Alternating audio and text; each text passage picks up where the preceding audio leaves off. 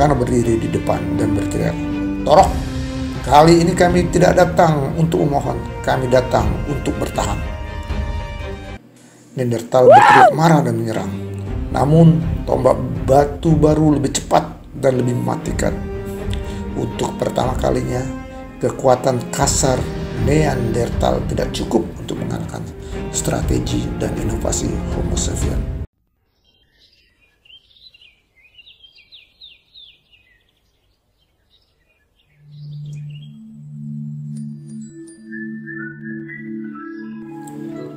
Selamat datang di channel Kisah Inspiratif. Perjuangan Homo sapiens melawan kepunahan. Dunia yang kejam. Angin dingin menderu di padang beku Eurasia. Matahari redup bersembunyi di balik kabut es yang tak berujung. Dan malam lebih panjang daripada siang. Di dalam sebuah gua yang remang, sekelompok manusia duduk melingkar di sekitar api kecil, mencoba melawan dingin yang menggigit tulang.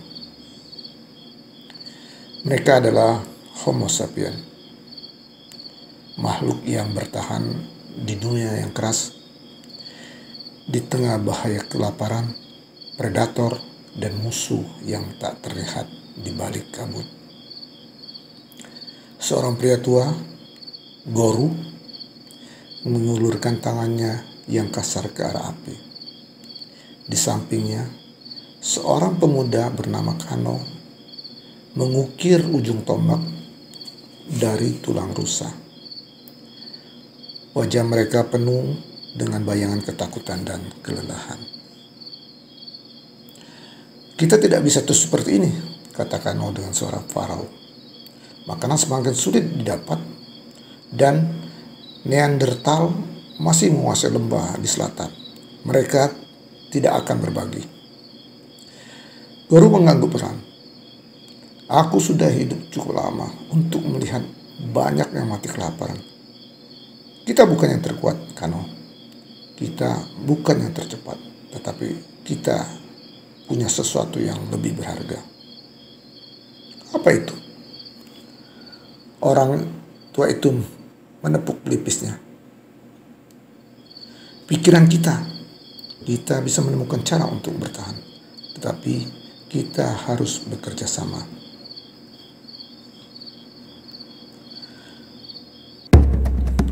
Konflik dengan alam dan Neanderthal. Keesokan paginya, kelompok Goru berjalan perlahan melalui hutan beku. Salju menciptakan jejak di tanah, mudah dilihat oleh siapa saja, baik itu manusia lain atau predator. Tiba-tiba terdengar auman serigala dari balik semak, mata kuning mengintai. "Jangan panik," bisik Goru. "Bentuk lingkaran, angkat tombak kalian." Serigala maju perlahan, menggeram. Kano menelan ludah, jantungnya berdetak kencang. Tapi sebelum serigala menyerang, dari balik pepohonan terdengar suara lain, teriakan manusia. Dari kejauhan, sekelompok Neanderthal muncul. Mereka lebih besar, lebih kuat, dan lebih terbiasa dengan medan bersalju. Torok, pemimpin mereka. Torok menatap Goru dengan tajam. "Ini wilayah kami," katanya dengan suara berat. "Pergi atau mati."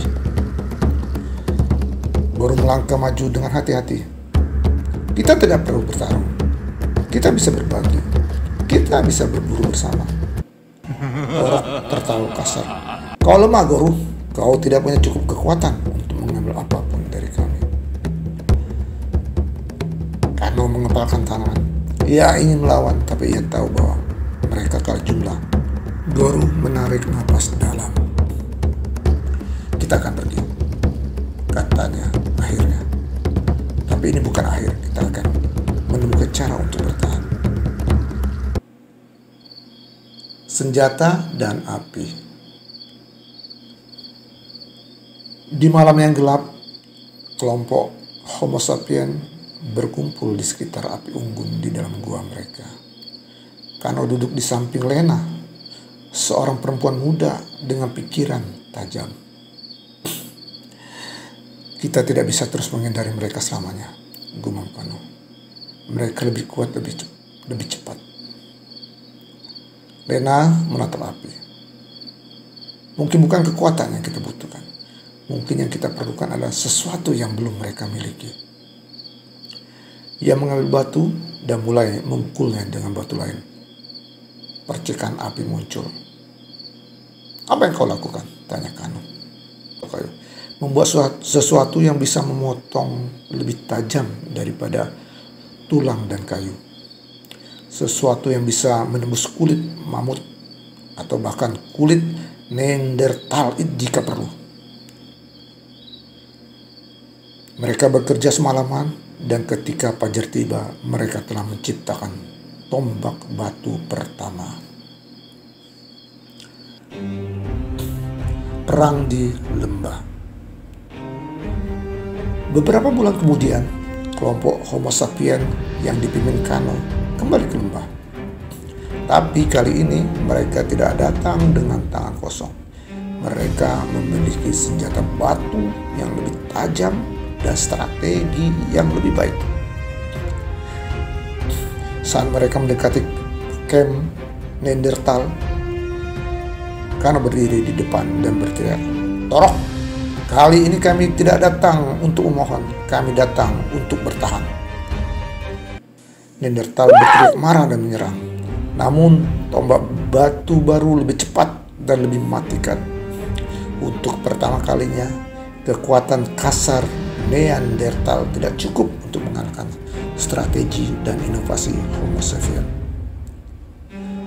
Pertempuran berlangsung cepat. Torok dan kelompoknya mundur, sementara Kano berdiri di tengah lembah yang kini menjadi milik mereka. Akhir dan awal baru. Bertahun-tahun berlalu, lembah yang dulunya dikuasai oleh Neanderthal kini menjadi rumah bagi Homo sapien. Mereka tidak hanya bertahan, mereka berkembang. Mereka belajar cara menyimpan makanan, membangun tempat perlindungan yang lebih baik, dan bekerja sama dalam kelompok besar. Suatu malam, Guru duduk di dekat api dengan Kano dan Lena di sampingnya. "Dulu aku berpikir kita lemah," kata Guru. "Tapi ternyata kita hanya berbeda. Kita menang bukan karena kekuatan, tapi karena kita belajar dan beradaptasi." Kano tersenyum. "Dan kita akan terus belajar. Kita akan pergi lebih jauh, menemukan tempat baru, dan membangun sesuatu yang lebih besar dari yang pernah kita bayangkan." Dan begitu, Homo sapien melangkah ke masa depan, mengalahkan kepunahan, dan menulis kisahnya sendiri dalam sejarah dunia. Dari kisah perjuangan Homo sapien melawan kepunahan, ada inspirasi yang bisa kita ambil, yaitu kemampuan manusia untuk beradaptasi dan menciptakan inovasi adalah kunci keberlanjutan peradaban. Semoga kisah inspiratif ini mampu menjadi inspirasi kita. Terima kasih atas perhatiannya. Sampai jumpa di kisah inspiratif selanjutnya.